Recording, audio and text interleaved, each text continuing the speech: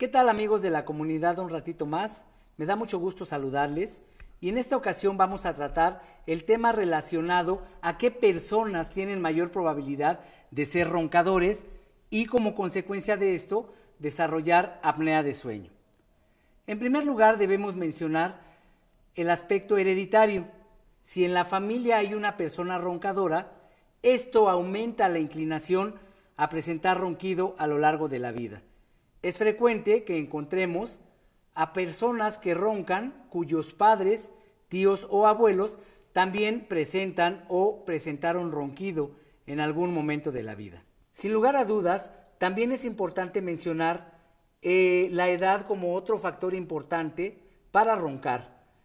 Conforme el tiempo pasa, nuestros músculos se hacen flácidos, se hacen flojitos, y entonces, a pesar de que hagamos ejercicio, después de los 25 años de edad, nos cuelgan algunas partes del cuerpo, como son los brazos, la cintura y el cuello. Es otro factor que se suma para que alguien ronque. Y finalmente, el momento de la vida, en el caso de las mujeres, es otro aspecto que debemos tomar en cuenta. Si una mujer ronca poco cuando es joven, 20, 30 años, va a roncar más intensamente cuando se acerque a la menopausia.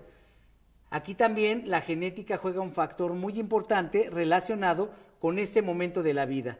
En la medida que se vayan sumando todos estos factores, no solo el ronquido estará presente, sino aumentará la intensidad y con ello la posibilidad de tener apnea de sueño, que es lo que finalmente debemos tener en cuenta para tratar este problema de salud pública que afecta a millones de personas en el mundo. Muchas gracias.